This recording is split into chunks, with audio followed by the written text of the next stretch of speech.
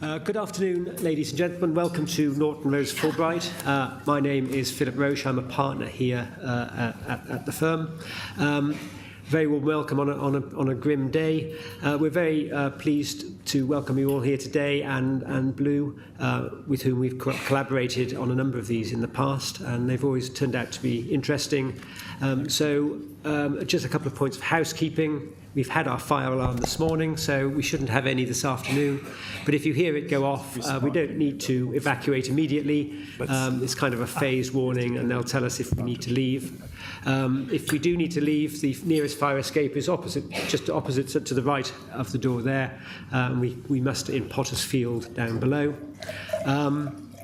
If you need any facilities, please let us know. We have ladies here who will help you out with anything that you need during the course of the afternoon. And I'll now hand over to Alisdair, who will be our chairman for the afternoon. Thank you. Thanks, Philip. Good afternoon, everyone. Thank you all so much. Those of you in the room in particular, for traipsing across a very busy and wet London. As Philip mentioned, this is the third time Blue and Norton Rose Fulbright have collaborated on what, as I agree with Philip, what have been tremendously informative events, focused very much on interactivity with the audience, and hopefully around 40 or 50 people watching through a webinar. I'd like to very much thank Norton Rose Fulbright for hosting us in their fantastic offices, and to Verifier, who very kindly sponsored the event this afternoon. So just quickly, the format will be a brief introduction from each of our very esteemed panelists. They have been sort of handpicked in the sense that we wanted perspectives on the issue of MRV. And so to my right, we have Anna Larsen, VP of Global Head of Sustainability at Wallenius Wilhelmsen Logistics. Philip, who you know, partner at Norton Rose Fulbright. To my left, Julian Dufour, who's CEO at Verifier Shipping. And then Anna Ziu. I knew I wouldn't get it right. Anna is Policy Advisor at the UK Chamber of Shipping, followed by Heiko Kunz, who is Policy Officer at the European Commission, and we're particularly delighted he's come over for the day from Brussels. And finally, Larry Rumble, who is SEMS expert for Parker Kittiwake. So what I'm going to ask our panelists to do right now is give a very brief 3-minute introduction. The brief is very broad. As I said, they each have variances in terms of their perception of MRV. So I'm going to ask them just to touch on a few key issues that they see or challenges around MRV before we start engaging in a Q&A. So what I would encourage you to do is, please, whilst they're speaking, please think of some questions. It's very much, as I said, an interactive process. So I'm going to start to my right with Anna. And Anna, over to you. Thank you. Thank you.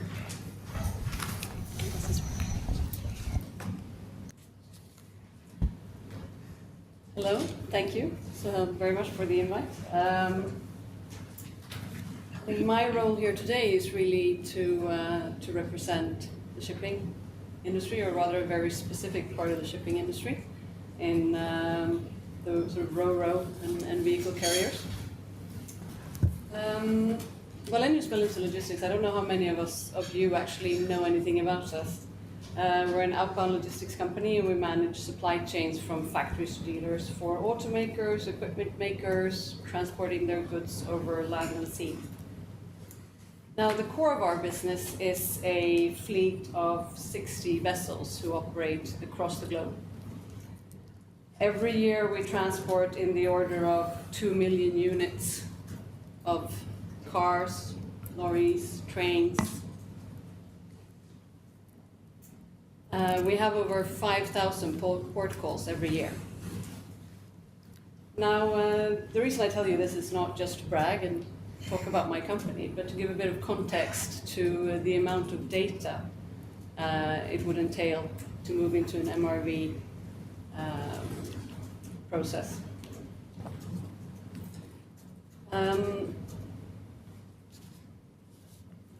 The MRV regulations contain lots of different factors, lots of different variables. As a company, we've been reporting third-party verified CO2 figures since 2009. Reporting fuel and CO2 emissions is not a challenge, it's not a problem for many in the shipping industry. Our main concern is that the various cargo-related measurements in the proposal have some real challenges. And we're afraid that the energy efficiency measures resulting from it will not be seen as reliable or robust, or actually provide any good base for decisions.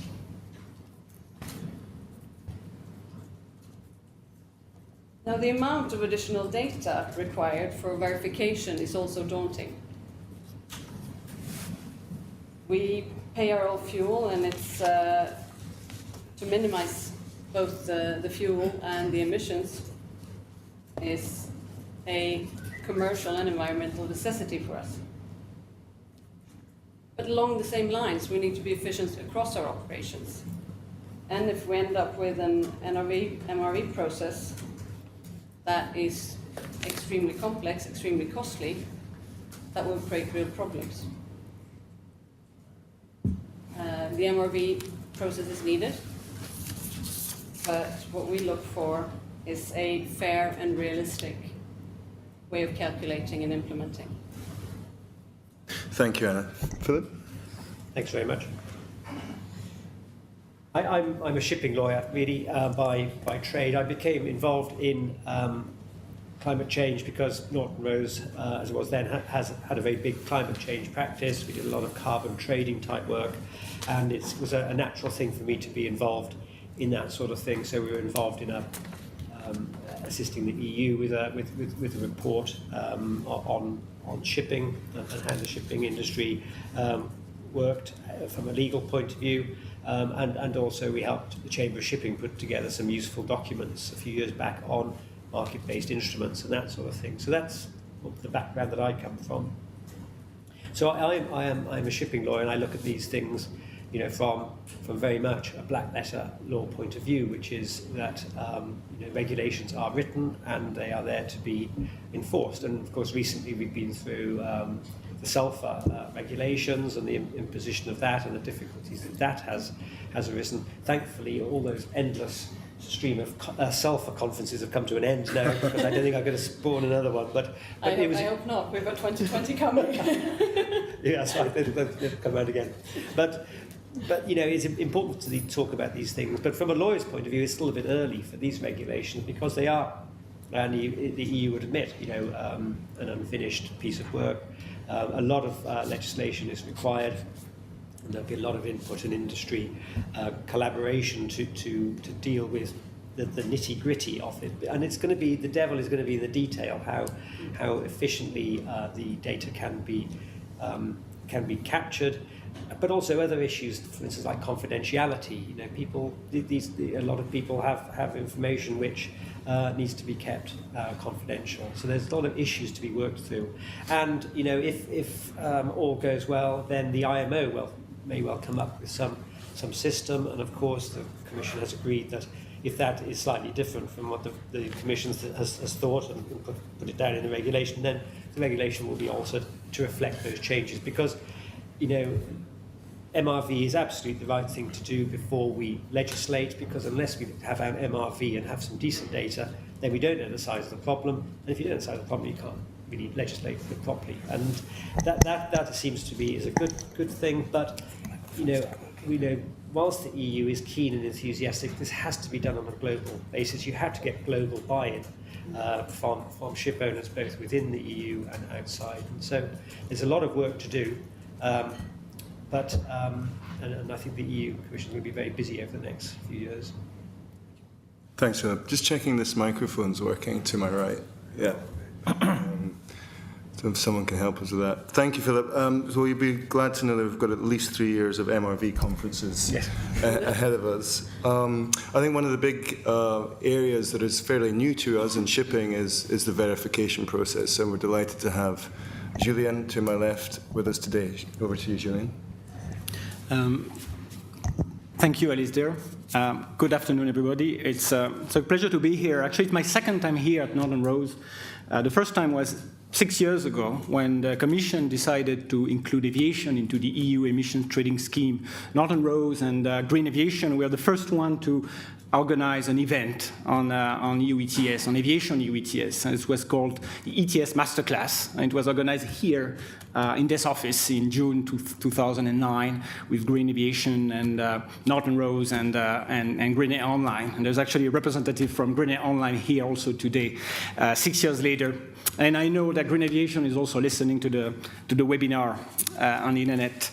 So 6 years later, Commission is not including shipping into the EU ETS. There's a lot of people who believe that shipping MRV is the EU ETS, and we hear a lot and read a lot that shipping is actually included or will be included into the EU ETS. It's not the case. It's an MRV, no S. Aviation ETS is MRV S for surrendering, and shipping MRV is only MRV. And the third pillar of MRV, we talk about monitoring, reporting. The third pillar is the verification. It's a very important pillar because verification ensures the credibility of the system, guarantees the credibility of the shipping MRV system by ensuring that the data reported by the shipping companies is accurate, is correct, is fairly stated, is faithful, is complete, and is based on harmonized rules. The roles of the verifier in shipping MRV is threefold. There are three main roles, three main responsibilities. The role of the verifier, the responsibility of the verifier goes actually beyond the standard role, which is to verify. The first role of the verifier in shipping MRV will be to assess the conformity of the monitoring plan, which means to assess that the monitoring plan complies with the shipping MRV regulation and the delegated and implementing acts. The second role of the verifier will be to verify the data, the emission report, which means to ensure, to reach a verification opinion statement, the verification opinion with reasonable assurance that that the procedures conform to the regulation and to the assessed monitoring plan, and that the data reported is fairly stated, free from material misstatement. That's the second role, responsibility of the verifier. The third role of the verifier will be to issue the document of compliance that every ship will have to carry on board starting from the 30th of June 2019. So 4 years from now. So in shipping MRV, unlike in EU emissions trading scheme, the verifier has a dual role. It has the verification role to verify the report and the data, and the administrative role to assess the monitoring plan and to issue the document of compliance. There are still a lot of details to be decided. The European Commission set up two subgroups, one on monitoring and reporting and one on verification and accreditation of verifiers. And these subgroups had their first meeting in June, second meeting next week, third meeting in January. And the discussion from these groups will feed into the European Commission's work in the design of the implement and delegated acts, which will present the technical details, the technical rules, the detailed rules of monitoring and reporting on one side and verification and accreditation of verifiers on the other side. However, even though there are still a lot of work to be done, a lot of details to be decided, a lot of rules to be written. The shipping MRV regulation already contained enough details for the shipping companies to start monitoring and reporting their data. There are still a lot of outstanding issues, though, with regard to verification and MRV, especially with regard to to the technical rule of verification, such as the independent data that the verifier will use to cross-check the completeness of the list of voyages reported by the shipping companies. The regulation talks about the use of AIS data and ship tracking data, but there's a lot of uncertainty and work to be done to make this happen. So a word about the accreditation of verifiers. The verification will be carried out by independent accredited verifiers. Accredited means that they will have to be accredited by national accreditation bodies, such as UCAS in the UK, INAB in Ireland, ACID in Greece, COFRAC in France, or DANAC in Denmark. The standard of accreditation will most probably be ISO 14065. It's not being decided yet, but that's the most likely standard to be used for the accreditation. The timeline is going to be very tight because the delegated implementing gas will be published at the end of next year, and the accreditation process won't start before the beginning of 2017. And considering that the first deadline is August 2017, accreditation bodies and verifiers will only have a few months to get ready and to get through the accreditation process before the verifiers can start assessing monitoring plans. Thank you. Thank you, Julien. Anna, please. Thank you, Alisdair. Oops. Good afternoon. I'm a policy advisor at the UK Chamber of Shipping. For those who may not be aware, for 130 years, the UK Chamber of Shipping has been the voice of the British shipping industry. We have more than 150 members, where approximately half of them are ship owners, ship managers, or operators. I joined the Chamber in June 2013, and a large part of my work involves MRV.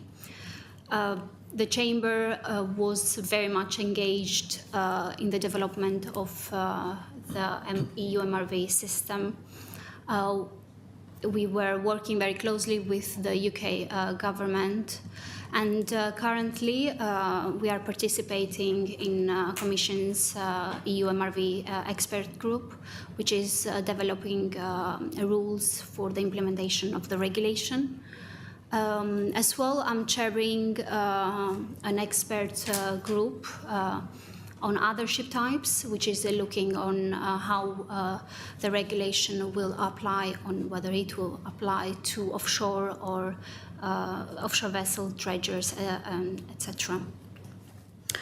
The UK Chamber of Shipping strongly supports a global, mandatory MRV system regulated by the IMO, as we believe that is the most appropriate mean to achieve reductions on emissions from shipping. Unfortunately, the lack of developments at the IMO has led the industry to face a very complex and costly system. The verification of the monitoring plan and emission reports, which is based on the aviation ETS system, will lead the company to a very costly system. It is, as you may be aware, the aim of the EU MRV is to introduce a system that will accurately calculate emissions and also publicize the data. So there are concerns with the confidentiality of this data as well.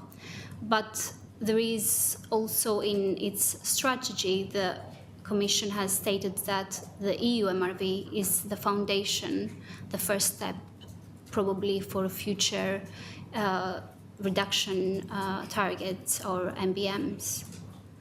There has been some positive progress at the IMO in September.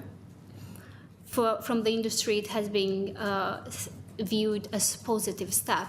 However, concerns have been raised on the directions that the two systems are heading and on whether the Commission will be satisfied to fully align its system with what is being decided at the IMO. Otherwise, we may end up with two different systems and a huge cost for the industry to comply.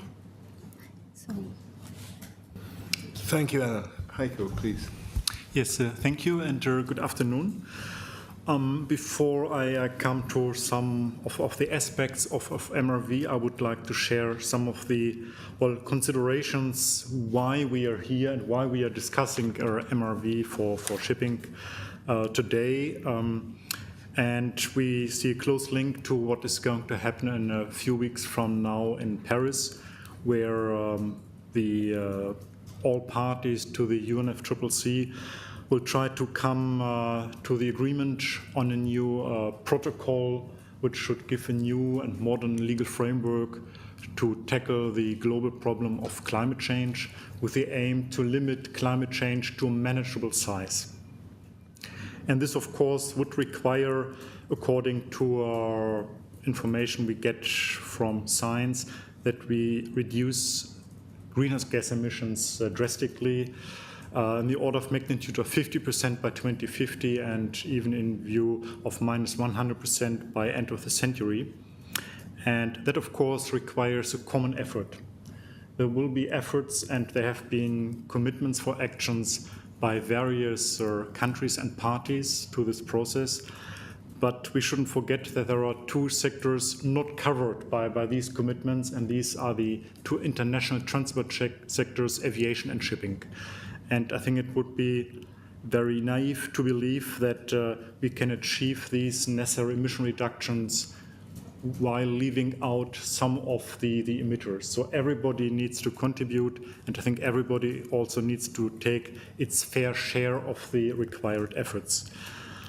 And in implementing these ideas more down to earth, the Commission a couple of years ago looked into various options how to deal with greenhouse gas emissions from shipping, as this was at the time the only sector in Europe not regulated at all. And the Commission decided at the end to start a more gradual approach with MRV first and then discussing further measures at a later stage. And one very good reason for doing so was simply when I started dealing with the sector 4 years ago, we had a first study giving us an estimate about the emissions of the voyages from and to Europe. Then we had 2 years later another study which supported our impact assessment for our proposed regulation on MRV, and there was a difference in the figures of 30%. And this clearly showed that we don't have even a good idea about the amount of emissions we are talking about. And having an MRV system which delivers us very reliable data on the size of the problem we want to solve, I think that does make sense.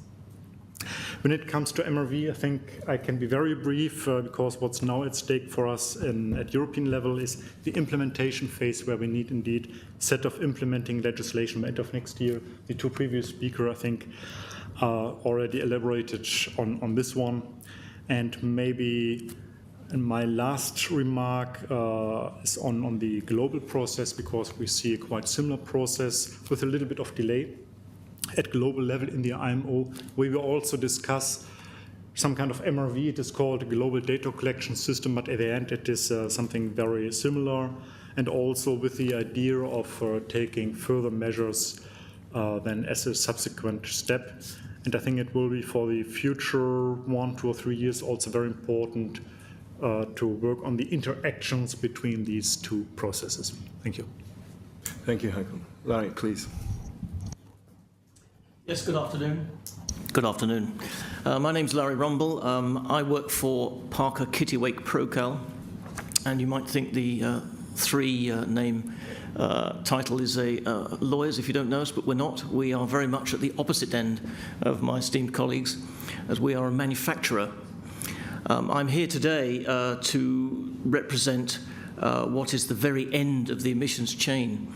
We manufacture what is known as a CEMS, which is Continuous Emissions Monitoring System. I'll quickly tell you who Parker are. If you don't know, we are a very large multinational group, $13 million turnover, 55,000 employees.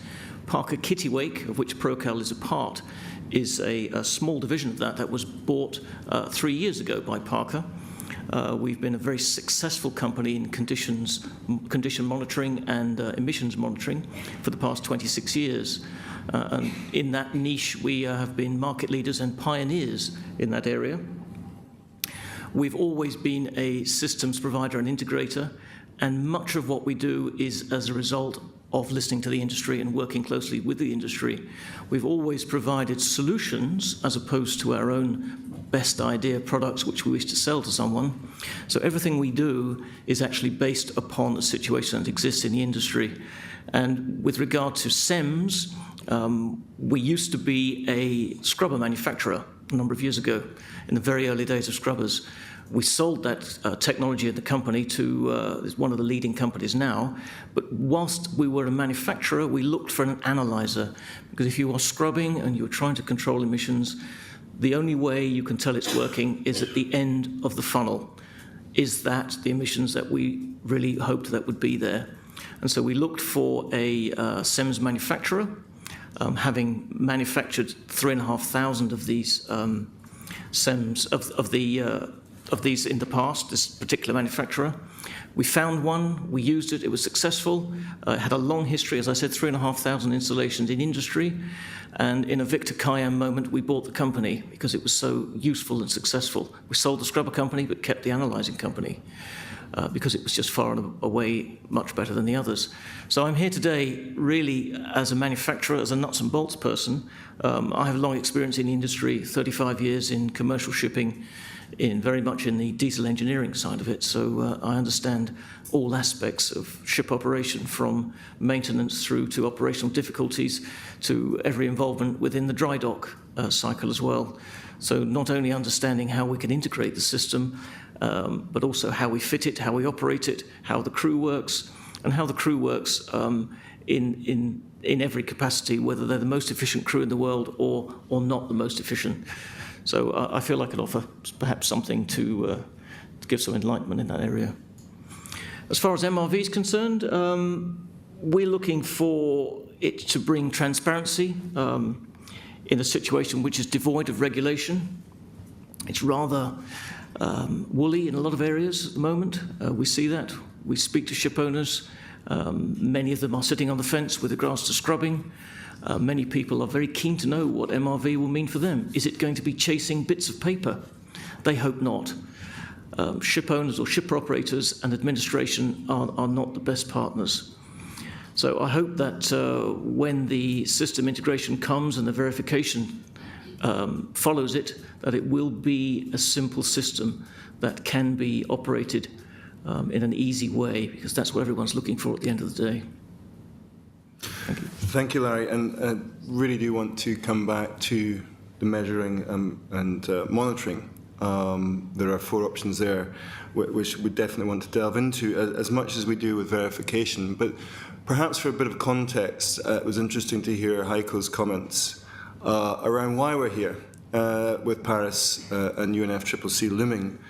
Interesting and noteworthy, primarily because I read it this afternoon, I can remember it, is that shipping is also always regularly referred to equaling the size of Germany if it was a nation state in terms of carbon emissions.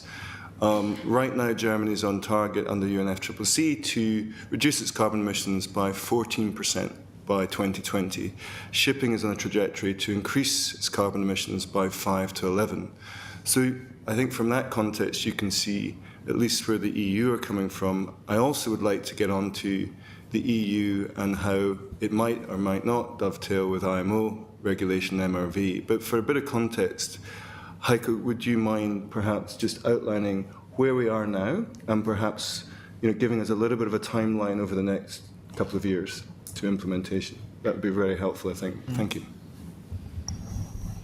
Well, yes, certainly. I mean, for the implementation, we have one deadline which has put the Commission on itself, basically, or I must say the legislator, because the relation which has been adopted, I think, in April this year, it entered into force in July. And the first deadline is for the set of implementing legislation. It is a set of 3 or 4 so-called delegated and implementing act. I think you can forget this term. It's more or less Brussels speak, where it is more about who is deciding on these things, but actually that's some kind of secondary legislation which supports the regulation which is already in place. We have now this intensive stakeholder consultation phase, which indeed started just before the summer break, as Julien explained, and it will run until spring next year. And then we will see more or less the Commission internal procedures, then creating the final text for these implementing piece of legislation, and they will indeed, and for the time being we are on track, but it's still of course quite a long path to go, but we are quite confident that they will be adopted before the end of 2016. And then the obligations.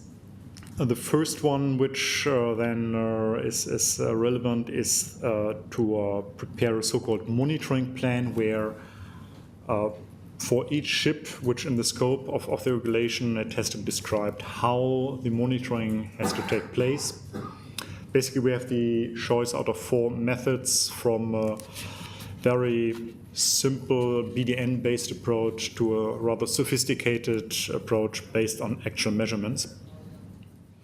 So the owner makes basically a choice. It needs to be documented, and this document is to be checked by a verifier indeed. And first, we need to have the accreditation for this verifier, so that's very important first implementation activity. And once these monitoring plans are then drawn up and approved, then the actual monitoring will start on the 1st of January 2018. It's the first year. It's per calendar year, and then we have always 3 or 4 months after a calendar year then the deadline for the annual reporting, where the figures are then aggregated to annual figures and reported to the Commission. And when I told you about the implementing legislation we're preparing, we are also preparing basically the formats for the reporting, also very important. We are currently checking, and this will also be discussed next week with our stakeholders, how this reporting process can be organized. If we do it theoretically, we could on paper, that everybody sends a nice piece of paper with a few figures to Brussels, and then somebody in Brussels has to type it. But maybe that's a little bit outdated. So the options we are seriously looking into is a web-based tool where the reports can be uploaded, or some kind of spreadsheet-based approach where things are handled electronically but still on a case-by-case basis. So that's something which is also discussed in parallel. And then, of course, we hope that everything is ready for the first round of reporting in 2019. So the reports will be prepared by the owners. They will be verified by the verifier, and in case the reports comply with all requirements, then the verifier will indeed issue the document of compliance, and that's the only piece of the whole exercise which will be then relevant for enforcement activities by EU flag states and by EU member states and their function as port states. Thank you, Heike. And just a quick question, and maybe I think perhaps there's already some urban myths around where the data would be held. How accessible it will be to owners, to other stakeholders, to the public perhaps. Could you just give us a little bit of information around where the data will be and how accessible it will be? Thank you. Well, the annual reports will be indeed sent to the Commission, and the regulation obliges the Commission to publish the results. So it will be held somewhere, but it will anyway be made publicly available. Thank you. And this includes basically the identification of a ship, the fuel consumption, the emissions. We have 6 energy efficiency indicators, and I think that's it more or less. Thank you. And I'm going to throw this out to the panel. I think, in terms of progression at IMO, and I know Anna will have more to add to this, there are certainly some clear lines of differentiation in as much as the reporting, for example, would be annual, My understanding also is the data wouldn't necessarily be publicly accessible. There are a number of other differences. But before we go into that, I'd like to just ask our panelists if they have an opinion whether they feel that MRV should be under the auspices of the European Union or the IMO. And please expand on that as well. Well, we operate across the world, and for us, a manageable system really needs to be consistent globally. Having very different regulations, different data being requested, different, at the risk what we see now is already, have maybe similar terms and similar data points, but actually are defined differently. Creates for us a very complex and very costly situation. We have a crew that's tasked to run the vessels as safely and as efficiently as possible. And if you start adding too much other data gathering around that, that's not really contributing. So we're happy to report, completely agree that we need to do something about emissions from shipping, but it needs to be in a way that's not onerous to our operations. Thank you. A more fragmented market, Philip, isn't that potentially good news for lawyers? That's what we're afraid of. Don't be afraid. I think that's right, but I mean, what lawyers like order and being able to tell their clients what they can do and what they can't do, and what they have to do and what they shouldn't do. And ballast water is a great example at the moment of lots of people pulling in different directions, and really, to try to advise anybody from a technical or legal point of view on that is quite difficult. And, we tend to like our clients, so we want them to be successful in business, so we want to be able to provide good advice. And so it's important that the regulators, in a way, swallow their pride and get a system which works for both the aim, which is getting the data, but also that it works across the global industry. Shipping can, in part, be fairly, it's a small, medium-sized enterprises. They're not sophisticated. I think the average size of a fleet of ships is 5 or 6. You don't have vast quantities of technical people to deal with these things. Wilhelmsen will have great people, and they will get on and they will do whatever's necessary, but small ship owners are going to struggle unless it's fairly straightforward, efficient and cost effective. And so it is really important that if the IMO come up with a scheme which is workable across the world's fleets, that the EU don't insist on having a different scheme which is gold-plated just because it doesn't quite do the things that the EU needed to do. It's important that we have something that works globally, in my view. Thank you, Philip. Julian? Well, of course, a global scheme is better than a regional scheme, and a global scheme is even better than a patchwork of regional or national schemes. But I think shipping MRV is a good start. It's a start, it's a beginning, and it's a first step. So hopefully, shipping MRV will pave the way for a global MRV system to be designed by IMO in the future. So I don't have anything else to say about this. Anna, is it something we might see more imminently than the future? Obviously it's going to be in the future, but not the far-flung reaches of the future. The IMO MRV. Yeah, could you give us a little insight into what IMO are doing? As I reported at the last IMO intersessional meeting in September, the expert working group made some recommendations and agreed that dead weight can be used as a proxy for ships that carry cargo. We see dead weight also addressing the issue of confidentiality, and also there was a general agreement there that the data will be kept, will not be disclosed to other parties other than the administrations of that where the ship is registered, and that other member states will have only access on any analysis results of the analysis and not on the data. So an issue that the industry has been concerned, which is the confidentiality of data, will be probably addressed. And also a system based on dead weight seems to be to be administratively more efficient, low cost to the industry. And of course, the verification, we foresee it will be much more simple than what the current verification EU MRV system is. I'm in the working subgroup of the Commission, which is looking on the verification, and really it will have a huge cost in the industry.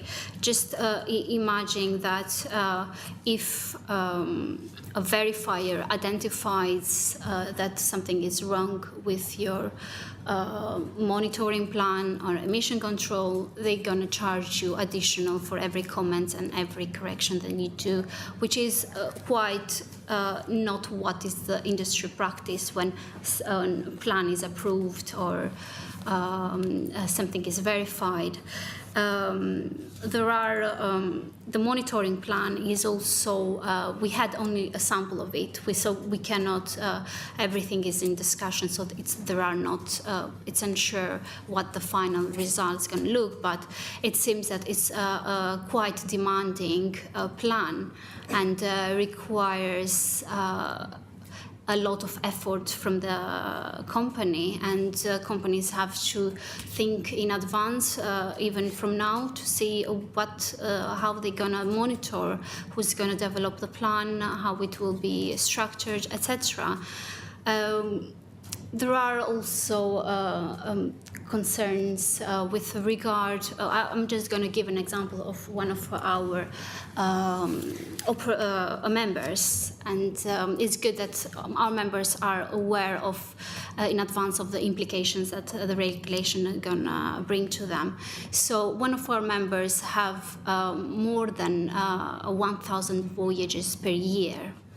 However, they operate, most of them are within the scope of the regulation, about 700 and more. Someone would assume that the exemptions, 300 voyage exemptions that the regulation states, so they will not be required to monitor per voyage. But in fact, the regulation says that all your voyages need to be under the scope of the regulation. That means that they will have to monitor more than 1,000 voyages per year. And these voyages are very short, so how are they going to monitor accurately? The verification cost for this company is going to be huge, because a verifier is going to find gaps, and he would like those gaps to be addressed, and it's going to return a monitoring plan again and again, and that will create cost to the industry. And also the emission reports, the verifier may require that he would like to inspect, to do spot checks on 5% of the voyages. 5% of 1,000 voyages is 50 voyages. The documentation required for the company to make available to verifiers is a considerable amount. They would need to keep copies of logbooks, weather systems, of fuel invoices, which is a confidential document, engine logbooks, etc. And they will require copies for every single voyage. Okay, we need to move on. I think we get the picture. 3 years off, and the shipowning community is already somewhat, it strikes me, disparate from, and certainly what IMO might be thinking, disparate from the EU. Heiko, can you work together with the IMO? Well, actually, we do work together with the IMO for a very long time already. And it's coming back to your initial question, of course, a global system is more effective. And I think it's also by far easier to implement for a globally operating sector. I mean, that's something which cannot be contested. And this leads to the clear conclusion that, of course, a global system would be better. It is just a problem that the global system has not been available. If we look a bit back into the history, the first time it was, I think, in 2001 or 2, when the European Parliament and the EU member states asked the Commission to come up with a proposal for legislation to regulate greenhouse gas emissions from shipping if the IMO didn't do so by 2003, I think. Nothing happened. And in 2009, the Parliament and all member states came back on the same issue and called again for action in case this issue is not sufficiently taken up by the IMO. I mean, that clearly shows that we are with the discussions a little bit ahead maybe of the pack. And this led to the situation that we now have a regional scheme. But of course, the aim should be to have a global one, which should then ideally replace the regional one. And for this purpose, we even have a provision in the regulation stating that in case of a global agreement, we should, as Commission, review the EU regulation and make proposals for the alignment of the systems. And I mean, we have cases for example, for sulfur, where we have MARPOL to regulate sulfur emissions, and we have a European piece of legislation to implement this in Europe. Why not using this model also for greenhouse gases? Yep. Yep. It seems the EU perhaps occasionally bring out the stick. We've seen that, as you say, Heiko, with sulfur, and a compromise is made. Larry, I guess what the shipping industry needs and you need as a manufacturer is a level playing field. Indeed, Alisdair. And listening to the comments here, I think we're possibly in danger of overcomplicating the whole issue. There are urban myths, as you mentioned before, about this data collection and monitoring and verification. There is a lot of talk about expensive systems in monitoring these emissions. And I can tell you that the cost of actually monitoring the emissions is less than half the salary of an ETO, electrical technical officer, one of the engineering officers on the ship. So it's half his salary. So of all the legislation and the administration that we're talking about to monitor all of this, that would need somebody to do that full-time on board, or somebody to be taken away from the job they do. It is quite possible today to monitor the emissions, to monitor not just only CO2, but NOx and SOx, and the fuel consumption, and the other parameters we need, and send them ashore, and keep them on board, and verify them, and actually have an alarm-based, by exception, system as a global platform. That all exists today, and I think we're in great danger of creating a very unwieldy paper-chasing system if we're not careful. We need to address science. Data is out there, we can collect it, we can keep it on board. It's not new technology, it exists already. It's existed in industry and in the aircraft industry for a long time. So I think we can address that and do this without having just this unwieldy paper system, which, as everybody says, was just going to be so onerous. Thanks, Larry. And there was a reference to costs around verification and I believe sort of monitoring and measurement as well, monitoring plans and measurement. I want to give Juliana an opportunity to comment on that. Yes, Alisdair. I'd like to comment on Anna's comment a few minutes ago. I don't really agree. I mean, first of all, I think that shipping MRV is not that big of a deal. It looks complex. There's a regulation, there's going to be implementing acts, delegated acts, guidance document, a monitoring plan, reporting plan template. There's going to be the rules for verification, rules for the accreditation of verifiers, a lot of legislative documents, rules, laws, and etc. But at the end of the day, it's about data. It's about reporting data that most shipping companies already collect. Most shipping companies already issue like departure report when they depart the port. They issue a noon report every day at noon on long voyages. They issue an arrival report when they arrive at the port. And all those reports already include much more data than what's needed for the shipping MRV. The monitoring plan is about basically describing what the shipping companies are already doing, collecting cargo and fuel data, collecting the data, transferring the data to an IT system on the ground and compiling the data the way it's required by the shipping MRV regulation. The data is already there in most of the case. It's about identifying the data and making the right calculation. So I really think that it's not that big of a deal at the end of the day. Most companies are already doing it. Even if they don't know they're already doing it, they are already doing it. We know they are already doing it, most of them. The verification is not going to be that big of a deal either. It's about, verification, again, is also about analyzing data. It's about analyzing the data, redoing the calculation, doing some cross-check to make sure that the data is complete, doing plausibility checks on the data, some basic statistical analysis on the data, to make sure that data looks okay, that it's plausible, that it's complete, that it looks accurate. And it's not true that verifiers charge for every non-conformity or misstatement. I mean, the verification fee are based on market conditions, and our package are fixed. It's fixed, and generally it's a fixed fee. And I guess the verification business, the verification market will be extremely competitive, so you can expect very competitive fees for the verification. Thank you, Julien. Anna, quick comment? Yes, I mean, I will agree. A large part of the data is already captured. Now, however, there are several other parameters that are not captured at all. And I think if you look at the working paper on determination of cargo carried, for our case, for RoRo vessels, none of the parameters proposed really fulfill the working group's own criteria, and many of them are not even measured today. Lane meters and other dimensions like that, it's not something that we measure. Really? Come back? Well, I mean, there are some specificities with regard to the monitoring of cargo carried for some type of ship. I agree, RoRo ship, RoPax, especially RoRo and RoPax ships are complex. And you mentioned lane meters. Indeed, I mean, if you're not already monitoring lane meters, you're going to have to start monitoring lane meters.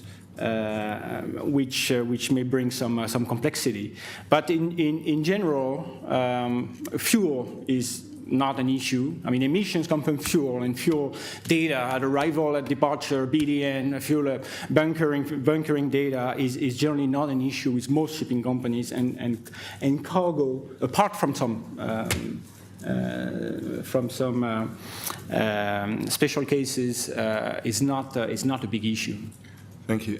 Before I open this conversation and this debate out to Q&A, one more, and I guess it's sort of continuation of what seems to be quite a fuzzy area about costs. So I believe in the same report that Anna just mentioned, there's a reference to continuous emissions monitoring systems, for example, costing around €100,000.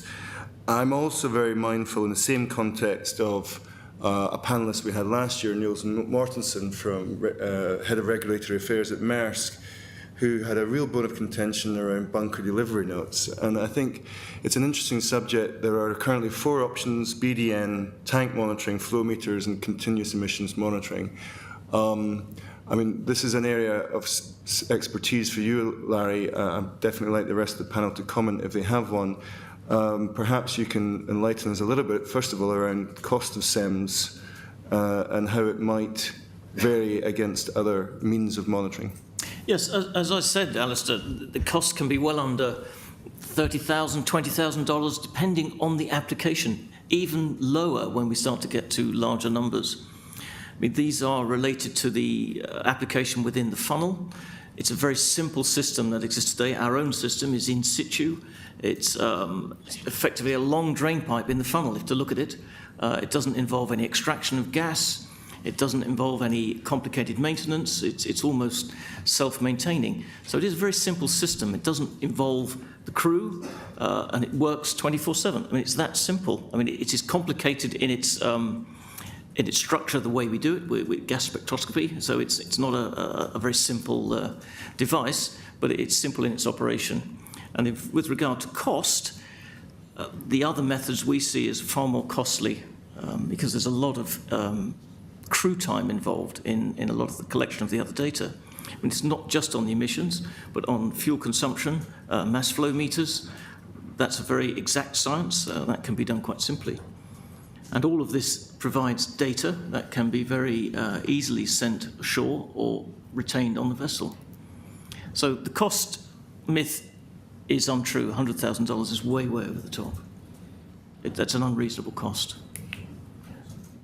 And Heiko, Anna, any other panelists, I mean, in terms of the industry as a whole, and as we move on with regulation, clearly you want to give your members, in terms of the UK Chamber of Shipping choice, Anna, but do you foresee a time when we do get a bit more sophisticated and we start to look at more accurate measurement? I'll let you guys contribute. Yes, I can. It really depends on the type of their operations. So the chamber cannot suggest on whether they should buy continuous monitoring equipment to monitor their fuel consumption, or they should proceed with bunker delivery node. We will make sure that they have all the information out there, and we believe that our members have the expertise to assess and evaluate their choices based on the available information. So we make sure that they have the information well in advance on the benefits and the impact that each monitoring method will have, and make sure that they choose the right system based on their own operations. So we will not make any decision and recommend that you should buy or install an equipment. Thank you. Well, when it comes to these 4 monitoring methods, I think first of all it's important to note that basically these 4 methods did not change during the political discussions with the 2 co-legislators.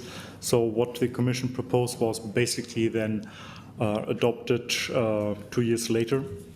And this shows that we see it as really as an offer to have different methods, because we also recognize that the shipping sector is quite heterogeneous. There are really large players where we know that they have very sophisticated energy management systems, where they, for example, install flow meters on board of all their vessels, different parts of the vessel to have the full picture of the operation.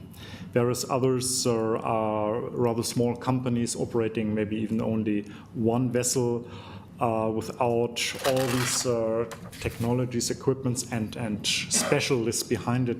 So we needed to find something which fits to the entire sector, and our conclusion was we need to offer all possible methods and leave it then to the players to decide which one fits best for their purpose. Of course, we want to make sure that no one needs to buy equipment, but of course those who see a benefit from doing so, they should not, they should do it, they should be encouraged to do so, because indeed if you have equipment which works continuously, then you have maybe less manpower involved. This does make sense to me, this conclusion. On the other hand, we know that everybody has to keep BDNs on board, and that's very similar to the other parameters like the distance and also the cargo. We have records for cargo on board of each ship. So the data is in principle available, and those who want to do or apply more sophisticated systems, they can do so. And maybe indeed for these more sophisticated systems, you can create higher benefit of MRV, because we shouldn't forget that MRV, of course, it imposes a new requirement on the sector, and of course for some of them might be worrying that lawyers are very interested now in this regulation. That shows maybe it's more complicated than the Commission told you before. But on the other hand, we are talking here about fuel, and if you manage fuel consumption, you manage costs, an important cost, and only by reducing the consumption, by increasing the efficiency, only gradually this may well pay off any cost for the reporting, for the verification, but maybe also for any measurement equipment. Thank you. Just a reminder to our webinar team to wave profusely if you have some questions. Well, let's start with someone outside the room.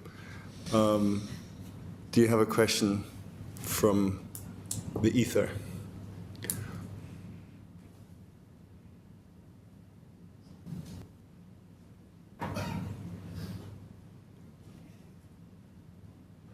Oh. Shouldn't be a problem. I don't usually have one. So yeah, we've got several questions coming in actually on the webinar. So I'm going to pronounce this incorrectly, so I apologize to the lady on the webinar. But thank you. Question from Prasanna Balusu, an analyst, power markets and carbon markets at India Power Trading. She'd like to know the impact of MRV on alternative shipping and bunkering fuels in general, but also specifically for LNG. Yeah, good question. Larry, do you want to start? Thank you for giving me the most difficult question. Having had a conversation with Anna previously, I know that the measurement of emissions for LNG are different. I'm correct. LNG has its own issues, particularly with methane slip. So that I don't think has been addressed. Perhaps I'll be put right on that one. So I'm not really sure. I can't really add anything to that. How I feel, because we are reactive to the protocol. So I can't really add anything to that. Help us clarify this, please. Well, we have, I don't think that will have any impact. It's just what we have highlighted during the expert working group. We have highlighted that all fuels should be addressed, that we have proper rules on how monitoring should be done for LNG, for LNG carriers that use boil-off fuel, for those ships that use methanol, ethanol, or biofuels. Except from that, I don't think that it will have, at least at this change, MRV will have an impact on a ship owner deciding to move from conventional fuels to, it's just an monitoring, reporting, verification is not target. I think the measurement of fuel consumption is different for LNG. They will use whatever the industry use now. So the proposals are aligned with the industry practices. So it's... Any questions from the room? David, please.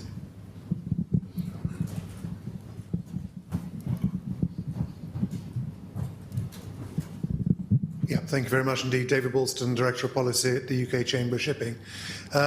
First of all, this is going to be a question for Haiku, but before I make the question, just two observations. One, actually something, Alisdair, you said, which I would dispute, which is that shipping is on a glide path at the moment prior to 2020 to increasing emissions. I wouldn't dispute necessarily. Then you're disputing the IMO GHG study then? Yeah, well, yeah, sure, I would do, because actually at the moment there is no evidence to suggest for that to happen there would have to be an upturn in world trade, there would have to be an upturn in shipping, and at the moment, since that study was reported, there's been no sign of any upturn. Shipping is suffering in many, many sectors, and I can assure you at the moment I'd be most surprised prior to 2020. I think after 2020 that may be another matter, but for the next 3 or 4 years, not a great change.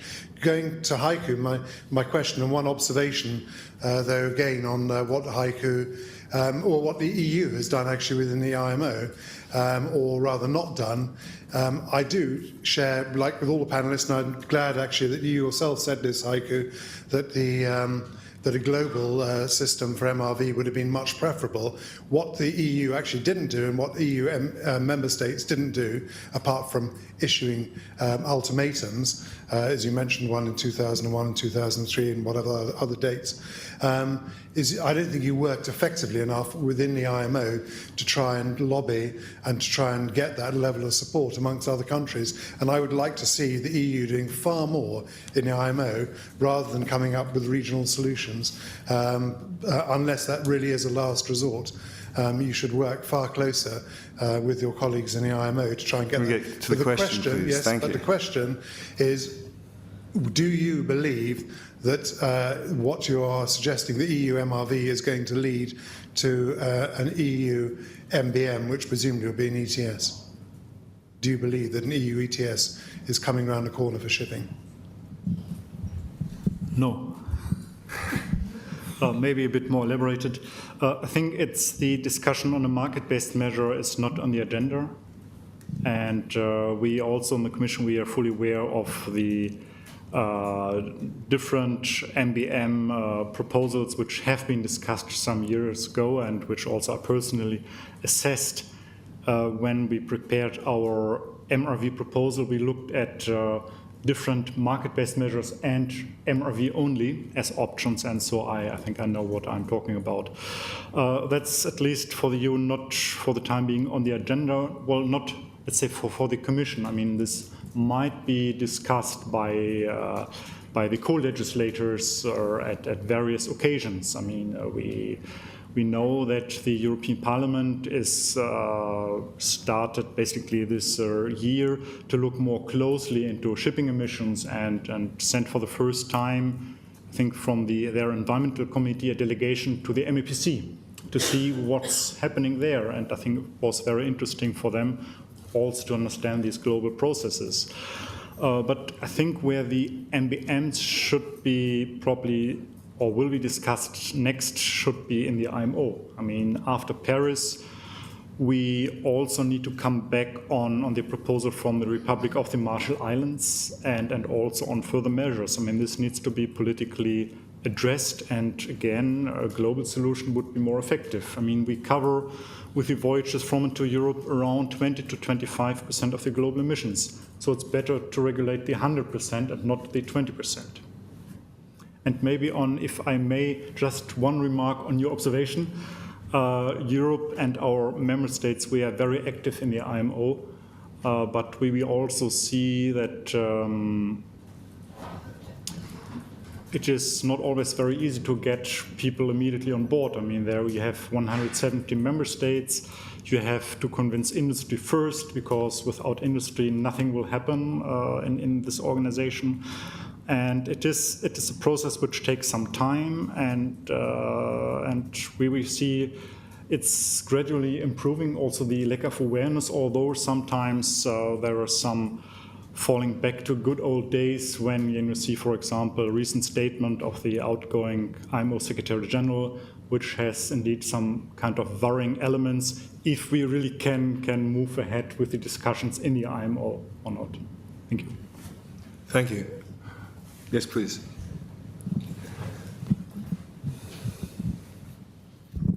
Hiya, Alexandra Barker from National Physical Laboratory. I'm from the National Measurement Institute, which basically, similar to what Larry does, we produce SEMS, but we look at different industries, oil and gas industry, and other industries which have already been regulated through MRV, and a lot more severely. My first sort of statement is really just for Julian that verification isn't just a statistical analysis. You're not just looking at numbers and saying, yeah, that graph looks great. You do actually have to do some data analysis and prove that through other methods. So my question is more, who is responsible for verification and who do you expect to pay for it? Because the SEMS systems that Larry's company are coming out with, I just want to know who's proving that they're doing what they say they're doing. I'll start with you, Julian. I didn't get the question. Who's responsible for the verification of SEMS systems or any system that's put in place on a ship to measure the emissions? They're saying it's measuring something, but who's calibrating it, who's verifying it, who's checking it? So to clarify, I think there are obviously four potential ways of monitoring. So who's verifying any of those four, using any of those four means? Yeah. No, are you talking about the system, like the fourth methodology, the number 4? Yeah. Or? Yeah. Who is responsible for verifying? No, who's verifying our equipment. system works? That's what you're Yeah. saying, yes. Yeah. Who's actually the verification? Yeah, Who's so actually- you're measuring we emissions, say it but how do works. you know you're measuring it correctly? You're supposed to have a third-party verifier in every MRV system. That's what the V stands for, third-party verification. Yes. You mean about the direct emission measurement system? Yeah, Who verifies the system? Not the verifier, definitely not. but who's responsible to... It's going to be up to the shipping company to provide like accuracy standards, calibration certificate, any evidence that the system works and is maintained properly, regularly, and that it That works would be- properly. But the verifier is not a direct measurement equipment system engineer. So it won't be forced. You could just use an emissions measurement, an emission factor or something. I mean, the data that you're using... Well, there are so- test gases involved with SEMS, as you know. Yeah. So we would have those, and that could be certificated on board. I mean, the test gas is very clearly defined, so But you would then be verifying it self-verifying, yourselves? Yeah. absolutely. Okay. it's part of being the best. We can do that. The verifier will verify the documentation, the maintenance, the test, the result of the test or maintenance. The verifier will make sure that we'll do some quality check, plausibility checks on the data that comes out of the system to ensure that it's plausible. But that's not a but- verifier. You're verifying that he's verified his own data, which he's already going to say he's Yes. done. I can see what you mean. We can't be self-policing. So would you say that is something as a role of flag state or class, or the verifier can actually verify that our data is correct? Currently, there are no requirements Yeah. from classification societies and flags requirements on calibration, and this is something that it's already considered by the subgroup, and Okay. will So for when you sure. say It's a looking on this issue. Probably will be what has been raised is that the current requirements is that you need to maintain the equipment according to the manufacturer's requirement, and you will need to calibrate that as it has been required.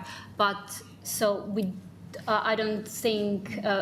For sure, I cannot say something that has not been decided in the subgroup, but for sure, the rules that the subgroup is developing will elaborate on this issue.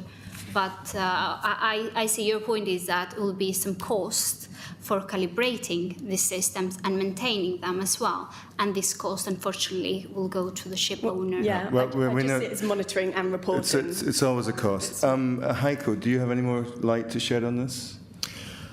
Well, as Anna just explained, we are discussing this issue about the requirements for calibration, for example. That's an open discussion. I mean, I share Julian's view that it will not be the verifier who has to check or to test the equipment if it works properly. Yes, it could be that we have a requirement that some kind of calibration certificates need to be provided, but again, that's an open discussion.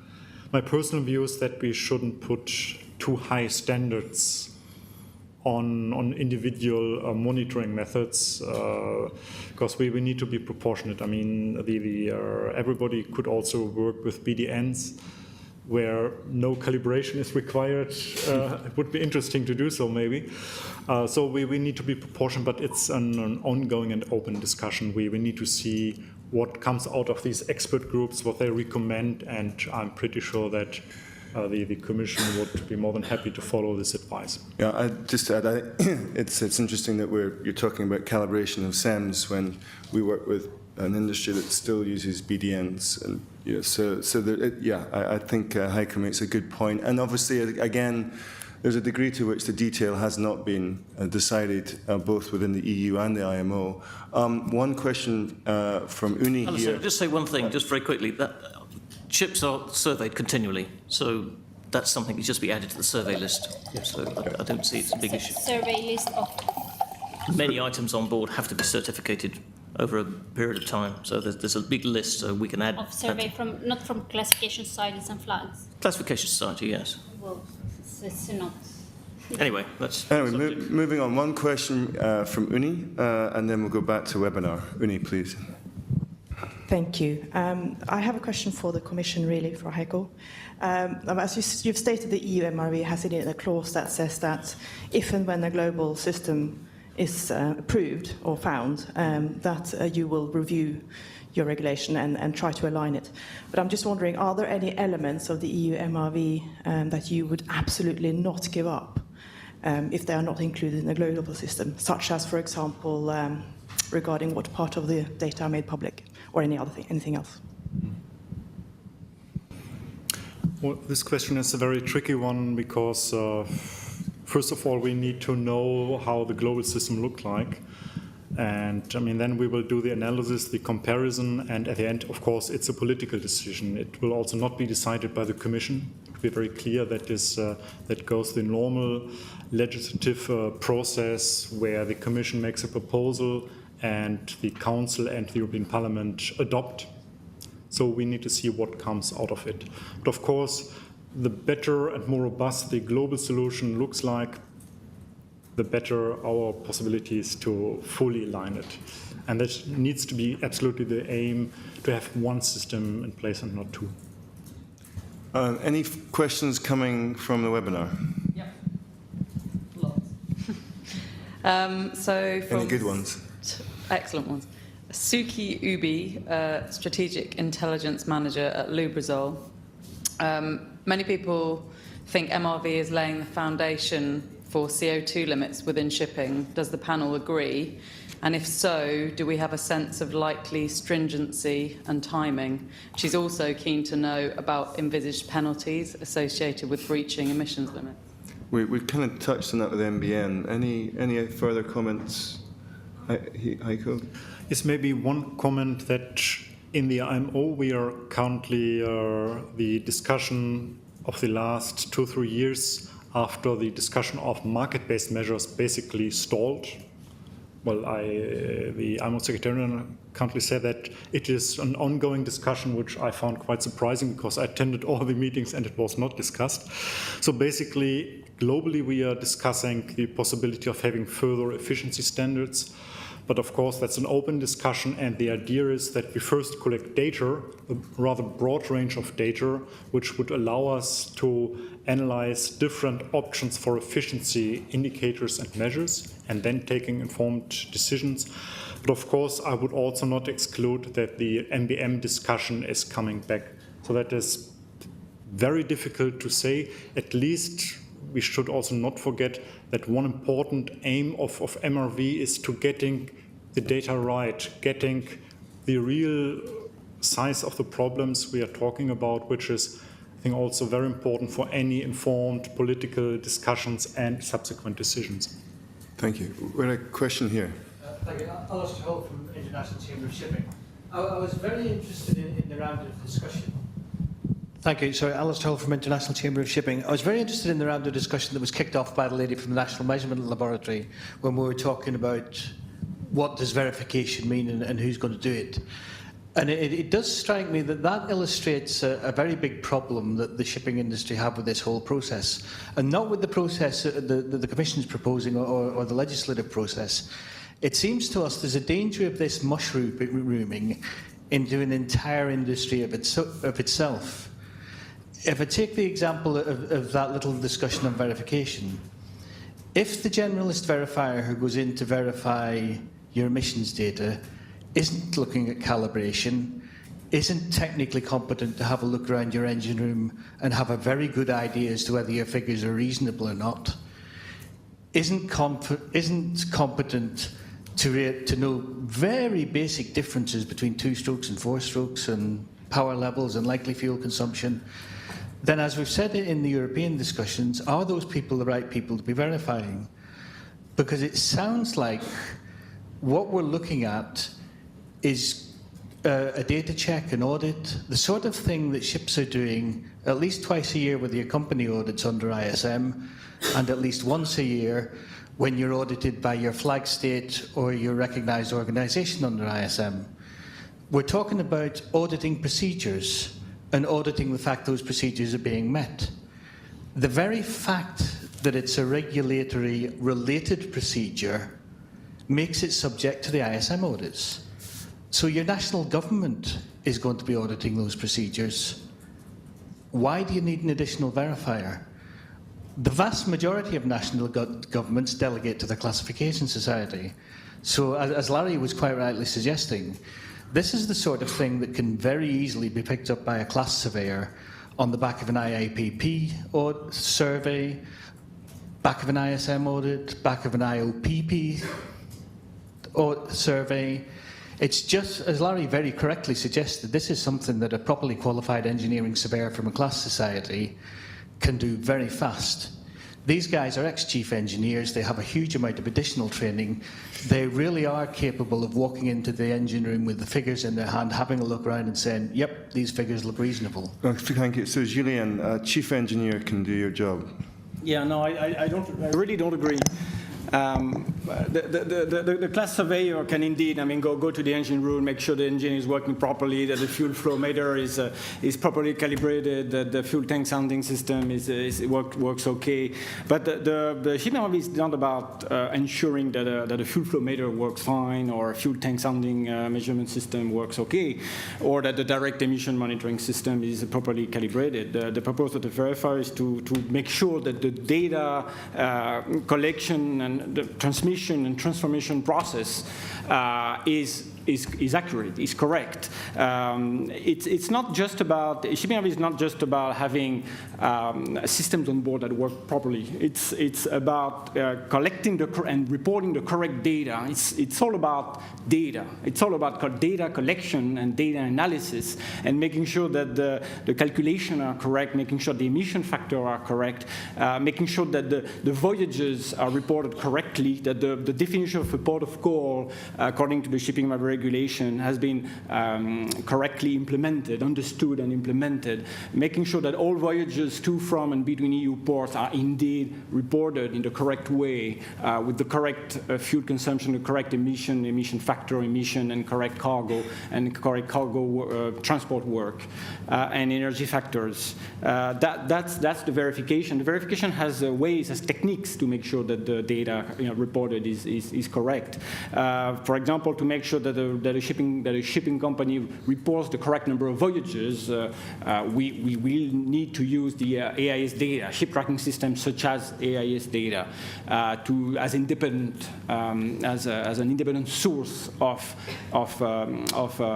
data to cross-check that indeed. My point, all of those things are part of the bread and butter, day-to-day work of the Classification Society surveyor. I didn't say it could be done by a chief engineer.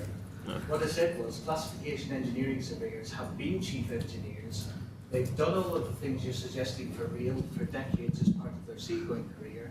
They then come ashore, and as a day-to-day part of their job, the sort of verification you're suggesting, checking on procedures, checking on data quality, etc., are part of their day-to-day bread and butter job as classification society surveyors, and as representatives of recognised organisations on behalf of FLAG. There's nothing additional there, and that's why we're getting concerned, because all sorts of people want to sell all sorts of service on the back of it. Let's keep to Q&A. Philip, you have a comment? I was just thinking about the whole process of verification. In relation to all the other important systems that go on board, it gets classed by regulated by flag state or the recognised organisation. The only verifier is port state control. Port state control comes on board and checks that actually your life-saving gear is in place, that you're not polluting. So very important things, way more important than data, is done by the state when the vessel visits port. And what we seem to be, and I agree, we seem to be building an extra layer in here, which we don't need. Nobody likes port state control, but at least the poor old ship owner doesn't pay for it. Somebody else comes along and tells you whether you're getting it right. SOLAS, MARPOL, MLO, all that sort of stuff. So it does seem very odd to me that we have this verification.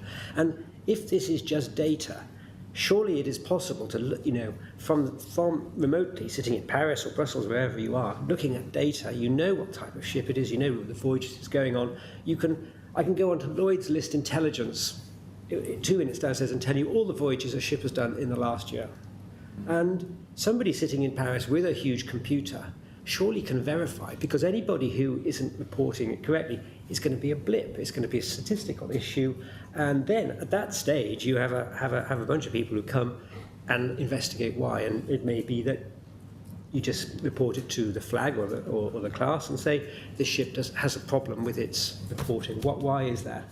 And I don't understand why we have this. It has to be verified, but why people have to go on board and do it seems. Quickly, please. Yeah, no, I mean, people don't necessarily have to go on board. I mean, the issue of site visit is a crucial issue. Will be discussed actually next week in Brussels. I mean, I don't think there is any plan to have mandatory ship inspection, because it's mostly there can be site visit at the head office, but it's mostly a desktop analysis. It's not. I don't agree. It's a day-to-day work. It's like shipping MRV is the monitoring of the emission and the cargo, and then once a year is the preparation of an emission report. And this preparation of the emission report happens in January or February of every year for the emissions and data of the previous year, and the verification comes at this stage. In January or February or March of every year. It's not something that's done, that can be done at any time during the year in a ship. There's no need to go on board a ship. It's about extracting the data from a database. It's about understanding the procedures, ensuring that the procedures conform to the regulation and to the assessed monitoring plan, and cross-checking the data, performing plausibility check on the data, and ensuring that the emission report, which is the final deliverable to the Commission and to the flag state, is correct. So it's mostly it's environmental audit that is very, very different from a ship survey type of work. Heiko, any final comments on this? I'd like to move on. Well, just a very short remark that the requirements for the competence, because we say in our regulation that the verifier needs to be A, independent, and B, competent. And in particular, of course, competence needs to be spelled out, and that's one of the work we are now doing for the implementation. And of course, we need to address all relevant points, really to make sure that those people dealing with the ship, and indeed most of the time not on board of the ship, this would be rather the exception than the rule, and that these experts are competent to do their job properly. And yeah. We have an open stakeholder consultation process where we will carefully listen to all arguments raised. Thank you. Again, it sounds like the previous question that there's still perhaps some work to be done as to what competency is and what isn't.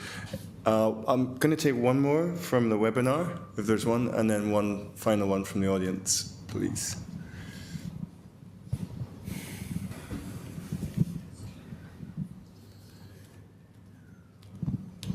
Thanks. So there's a question from Mark Cameron at Ardmore. Mark, forgive me if I get these figures wrong. So he says, with the sulphur cap coming into place, we are effectively working against emissions on the basis of every tonne of MGO used will produce 3.206 tonnes of CO2, whereas every tonne of HFO used will produce 3.114 tonnes of CO2, and working on the assumption the global cap will come in 2020, are we all on, and we're all on MGO, the outcome is unlikely. So is everyone on the panel okay that one regulation will have a negative impact on another? Marginally. Yeah. So perhaps, would you mind expanding on what you mean? I just get a mic there. You suggested it was more than marginal.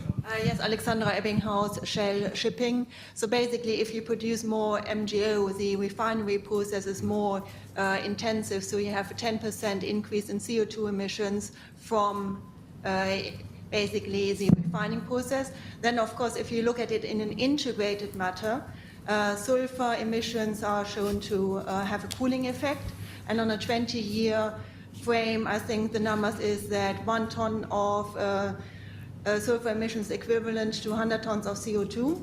So basically, if you then calculate how much sulfur we're taking out, that will 100 times effect on the global warming. So from a CO2 point of view, sulfur regulation is not necessarily good. Yeah, thank you for that. So yeah, you're quite right. The macro effect of additional refining to reduce sulfur will have a significant impact on the CO2 in use of MDO or MGO. Any other comments from the panel? Yeah. It's not only sulfur that's going to have an impact. There are other environmental regulations that are going to have impact, and this is NOx as well, and ballast water.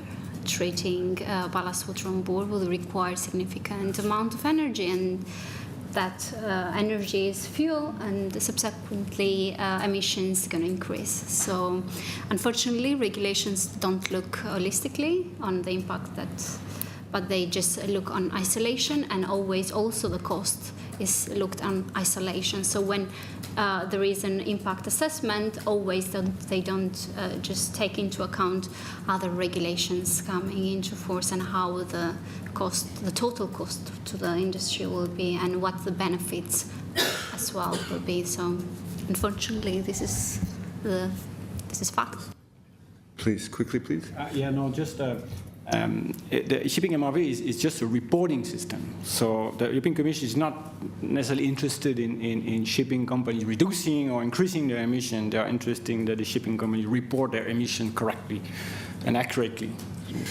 Yeah, and just to add, I think the questionnaire the question was pertinent to potential 2020 ECA, where we'll see a 0.5 global sulfur cap, which will require a blended fuel oil with a lot of distillate in it. Heiko, any comments on that? I mean, certainly it seems like whether you're burning diesel, gas, there is the potential on a macro level for increasing carbon. I've heard some conjecture around an EU fund of some kind for retrofits. We've heard about your position on MBN. Are there other potential policies that might come off the back of an introduction of MRV? Well, I think first of all, MRV is indeed a system for the monitoring, reporting, and verification. And it is not linked to ballast water or sulfur. I mean, we had in the political discussion, I remember, there was the idea to combine measurement requirements for NOx, SOx, and CO2 in one piece of legislation. This would have been some impacts one on the other. Of course, it's quite natural. You have in environmental policies, you have always trade-offs. If you optimize an engine to reduce NOx emissions or its fuel consumption, it's a trade-off. It's the end a very difficult decision. But of course, I think the price for reducing fuel consumption and CO2 emissions by increasing the number of premature deaths due to air pollution, that's maybe a price we do not want to pay. And so it does make sense, I think, to have for individual problems, individual solutions, and I think for the future of the CO2 emission or greenhouse gas emissions of shipping, anyway, we are at a very early stage of policy making. We have probably as first element of the political discussion, of the overall global political discussions, reflections about targets, about caps, and then about measures. But this will then, of course, consider other legislation in place like sulfur, NOx, or ballast water, or whatever we have. But there is, at least to my knowledge, nothing else in the pipeline for the time being. We're going to quote you on that. One last question from the audience. Thanks. Going back to the IMO version of a... Please, sorry, just give us your name. Tristan Smith, University College London. Going back to the IMO version of a data collection system, one of the issues that was very difficult at the last intersessional was transport work, reporting of transport work and cargo mass from a confidentiality perspective. I was just wondering if Philip in particular, but others maybe as well, could comment on whether there is anything in the legal side of the subject that, for example, anti-competition that is impacting or could impact the reporting of transport work, or whether there's a precedent in another sector outside of shipping where that sort of information has been reported without any problems. Thanks. As to your latter question, I honestly don't know. If shipping is very low tech, and I think it's fair to say. And obviously there are sophisticated areas, but generally it's quite low tech. And you know, shipping today isn't massively different how it was in the 50s. You know, big ships with slow diesel engines burning horrible fuel take cargo very efficiently. So there's never really been, I'm not sure, maybe the Chamber would be able to correct me, whether there has been data collection on this kind of scale. I wouldn't have thought there was, to be quite honest, in shipping. Yeah. As to whether it would have issues in relation to anti-competitive type legislation, no, I can't see that it would. The publication of the information is quite interesting, and it's not something that I've really focused on, and it must be something that I can imagine certain ship owners are going to be quite sensitive to. But I must admit I can't say that I've thought very hard about that at this stage. Thank you. One final question. Yes, please.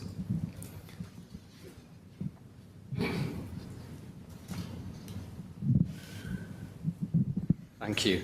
Ian Catley from Turnkey Group. There's been a lot of discussion around the collection of data at a vessel level. And that's clearly very, very important and critical. But Heiko, we also talked about the aggregation and collection of that data into a consolidated view and publishing that. Given that one of the largest sectors in the industry, the container industry, is already doing that on a voluntary basis through Clean Cargo Working Group, I think that covers today about 85% of all container movement. Is there any plan for the EU to talk to them about adopting a system that's already in place and established in the market? Yeah, just from my own clarifications, the Clean Cargo Working Group data only pertains to container ship and reflects CO2 per container mile. So I'm not sure it can pertain to other sectors of the shipping sector. Heiko, do you want to comment on that? Well, yes, of course, we are in contact, and the Clean Cargo Working Group is also involved in our implementation activities, where we discuss how to measure cargo for the different ship types, because that's something we identified in the course of the political decision-making process, that there is no one-fits-all solution for cargo, so you really need to dig more into details. And I'm very happy that we are doing this in Europe. And for containers, yes, we are discussing how this could be implemented. Of course, the containers, that's a very important parameter for the container sector, yes. But we need to find really good solutions, agreements in these expert groups on these questions. Thank you. And thank you all very much for coming today. I realize we're keeping you from either going back out in the rain or a drink. So I'll very quickly summarize. I'd really like to thank the panel. I think you'll agree, incredibly informative. And as I said earlier, I think having Heiko come here and explain in some detail what's happening in Brussels was incredibly helpful to the discussion.